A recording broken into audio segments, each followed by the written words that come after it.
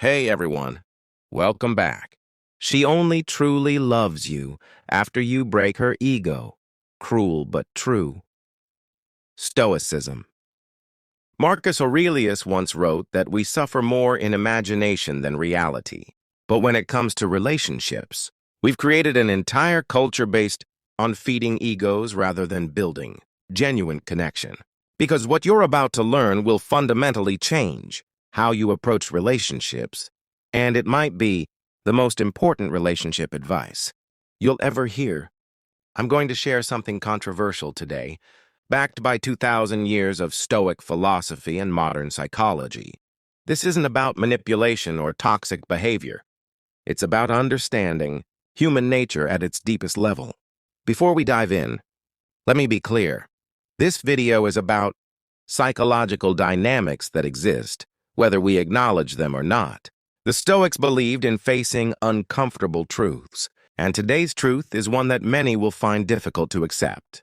What we'll cover today: why validation-seeking destroys attraction, the psychological concept of ego investment, how Stoic principles reveal the nature of genuine love, practical applications without becoming toxic, the difference between confidence and arrogance. But first, a story that illustrates everything. Meet James, successful software engineer, great career, treats women like queens. He opens doors, pays for everything, texts back immediately, and constantly tells his girlfriend how beautiful and perfect she is. James is single. Now meet Marcus, named after the famous emperor-philosopher. He's interested but not desperate. He has his own life, his own goals. He appreciates his partner but doesn't worship her. He's present but not always available. Marcus has been in a loving relationship for 3 years. What's the difference? James feeds ego. Marcus challenges it. And therein lies one of the most uncomfortable truths about human attraction. The Stoics understood that ego is the enemy of authentic connection. Today we're going to explore why. Chapter 1. The Ego Problem. Let's start with what ego actually is. In psychology, ego isn't just arrogance. It's our constructed sense of self, built on external validation and comparison to others.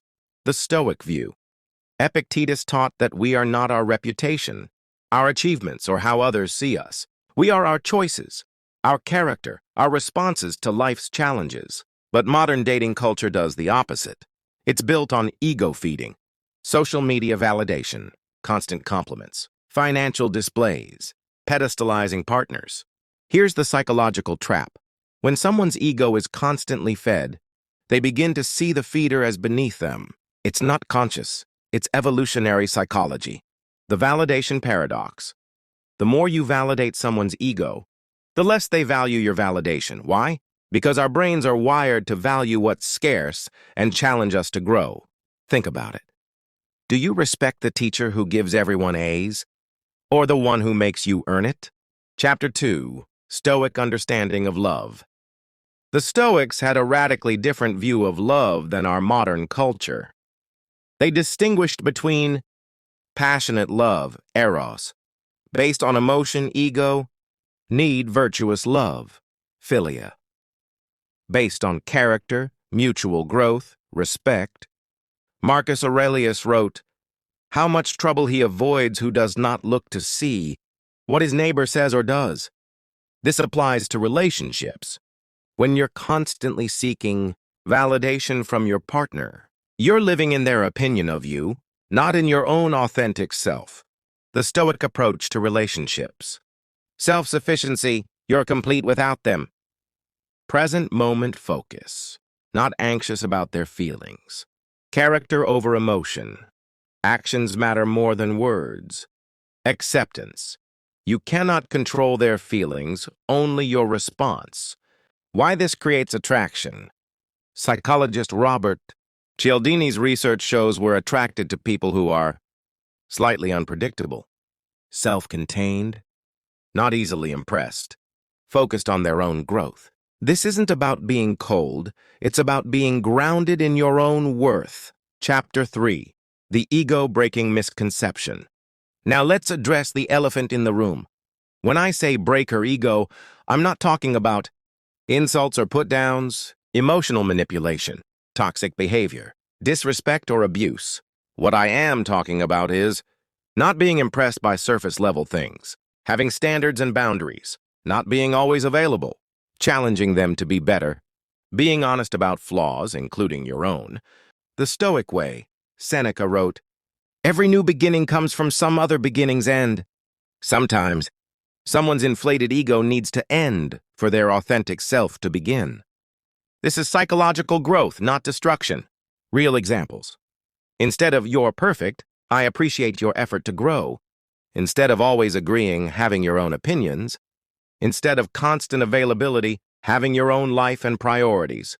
Instead of desperate pursuit, calm, confident presence.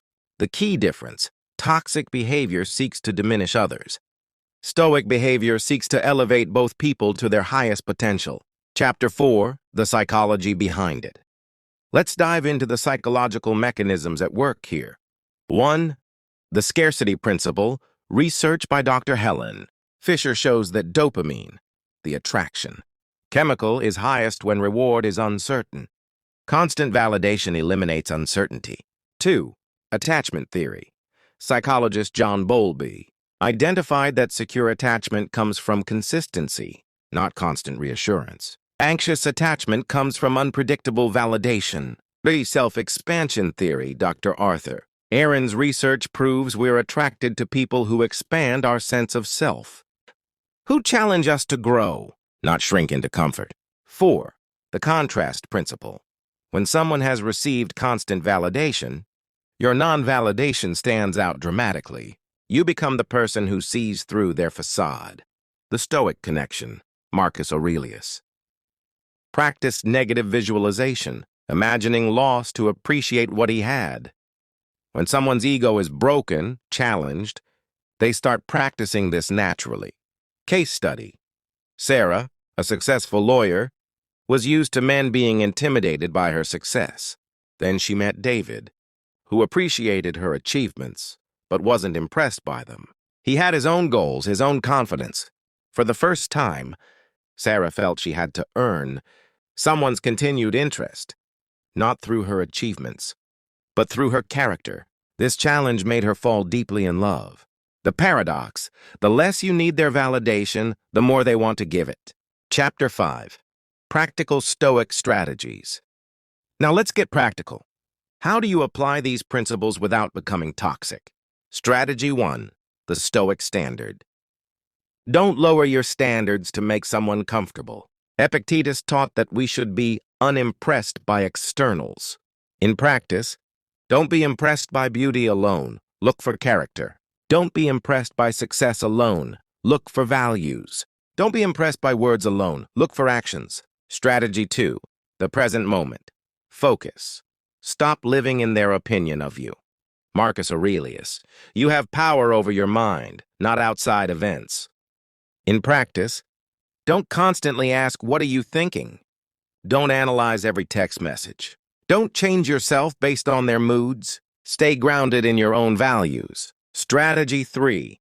The growth mindset challenge both of you to be better. Seneca, every day and every hour ought to strip some folly from us. In practice, point out areas for mutual improvement. Don't accept mediocrity from either of you. Encourage their goals, don't just validate their dreams. Share your own growth journey. Strategy 4. The availability paradox. Be present when you're together, but don't be always available.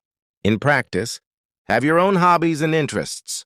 Don't respond to texts immediately. Maintain friendships outside the relationship. Keep pursuing your own goals. Strategy 5.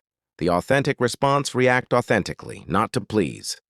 In practice, if something bothers you, express it calmly. Don't fake enthusiasm for things you don't like. Share your real opinions even if they differ. Be vulnerable about your own struggles. The golden rule: everything you do should make both of you better people. If it's just about control or power, you've missed the point. Chapter 6. Common Mistakes and Warnings. Let's talk about how this approach can go wrong. Mistake 1. Becoming arrogant. There's a difference between confidence and arrogance. The Stoics emphasized humility alongside strength. Signs you've gone too far. You enjoy making them feel bad. You think you're better than them. You use their insecurities against them. You've stopped working on yourself. Mistake 2, playing games. Stoicism is about authenticity, not manipulation. Wrong approach. Deliberately ignoring them to create anxiety. Flirting with others to make them jealous. Withholding affection as punishment. Creating drama for attention. Mistake 3, one size fits all. Not everyone has an inflated ego that needs challenging. Some people need encouragement and support. How to tell the difference? Do they constantly seek validation from multiple sources? Are they used to people chasing them? Do they have unrealistic standards for others but not themselves? Do they struggle with genuine intimacy? The Stoic test. Ask yourself, is this action making me a better person and helping them become their best self? If not, reconsider. Remember, the goal isn't to break anyone. It's to create space for authentic connection by not feeding false personas. Chapter 7, The Deeper Truth. Here's what the Stoics really understood about love.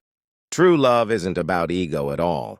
When someone's ego is broken, or more accurately, when their false self is challenged, what emerges is their authentic self.